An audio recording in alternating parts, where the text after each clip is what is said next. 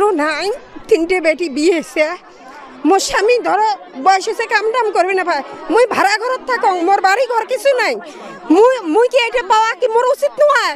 মুই একবারও পাং না, মুই কাগজ জমা দেন মানে মুই পাং না, তার ব্যাপার কি? হ্যাঁ বাবা, হয় না নয় কোন? মুই ভাড়া ঘর থাকম না থাকম, সত্য করে কবেন সবাই কক।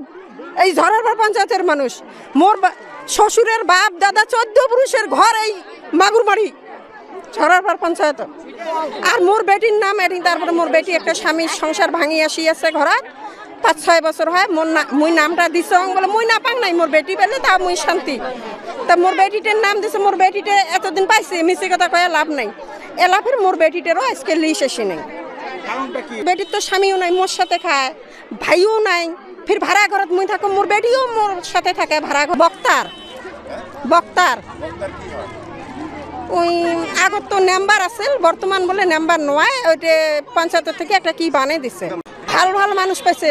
কোয়া শাখার অরুণোদয় সিলেকশন করার জন্য যে 4জন ব্যক্তি মানে সিলেকশন করা হচ্ছিল, 1 নম্বর হবা লাগছে সবর আলী আহমেদ, মোস্তাক আহমেদ আর বিনু পারবিন বা কি বালারায় মানে হয় আর কি, যাই হোক আরেকজনের নাম মনে নেই আর কি।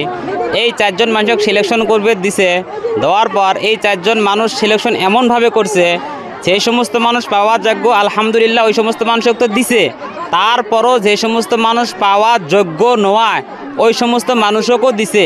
কিছু মানুষ এলা পাওয়ার বাহি আছে, যেমন এই বেসরি হ্যান্ডিক্যাপ, এই বেসরি হাত মানে ন্যাংলা, এই বেসরি পাওয়ার যোগ্য দেয় নাই, এই বেসরি মানে বিধুয়ে ইনার স্বামী নাই, স্বামী থাকা সত্ত্বেও এনাকে দেয় নাই, এই বেসরি বিধুয়ে ইনার স্বামী আছে, স্বামী নাই, স্বামী থাকা সত্ত্বেও এনাকে দেয় নাই। এমনভাবে হাজারো মানুষ আছে।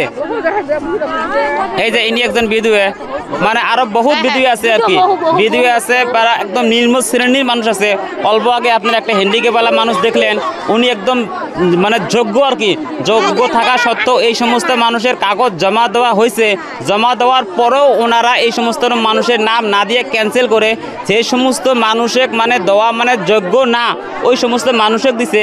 এই জন্যে আমার মেলা কটা মানুষের নাম করছে, নাম কটা হ্যাঁ হ্যাঁ ধনী মানুষের নাম আছে, ওর নামটা মনে নাই। এরা যদি মুই সরকারক বা আমার ডিসি স্যারক এটা আমি মোর তরফ থেকে আহ্বান জানাং, বা আমার ঝগড়াবার রাজ্যের তরফ থেকে আহ্বান জানাং, এই ঝগড়াবার 2য় খণ্ড ক শাখা যে সমস্ত সিলেকশন কমিটি সিলেকশন করছে ওই সমস্ত সিলেকশন কমিটি বাদ দিয়ে অন্য মানুষ সিলেকশন করি, রিভেরিফিকেশন করি, যদি যেই সমস্ত মানুষের দিছে যদি ওই সমস্ত মানুষ যদি সত্যকারী যোগ্য হয় তাহলে ওই সমস্ত মানুষের নাম থাক, আর যদি ওই সমস্ত মানুষ সত্যকারী যোগ্য না হয় সেই সমস্ত মানুষ যোগ্য ওই সমস্ত মানুষকে জানি তদন্ত করে যেন দেওয়া হয়। আর একটা কথা, সেই সমস্ত মানুষ যোগ্য আছে ওই সমস্ত মানুষের নাম যে যদি কাটছে, যে কাটার কারণে যেই সমস্ত সিলেকশনকারী কাটছে ওই সমস্ত সিলেকশনকারীর উচিত বিচারে লাগে। ঝগড়ার আহ্বান।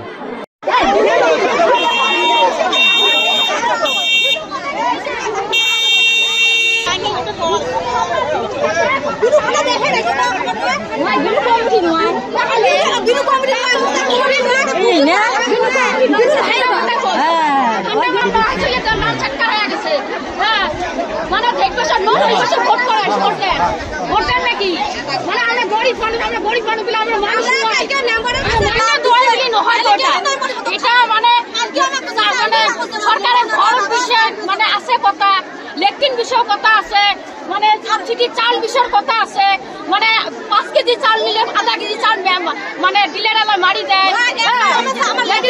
সরকারি ঘর আসি, সরকারি ঘর থাকি মন নিয়ে গেলে 20,000 টাকা নেয়, তারপরে সরকারি ঘর দেয়।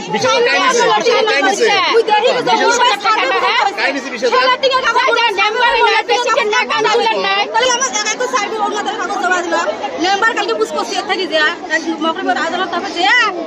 বুঝ করছি কইছে কি আমার নাম্বারই পথ থেকে 6 মাস হল বাদ দিবে, তাহলে 6 মাস হল বাদ দিবে তাহলে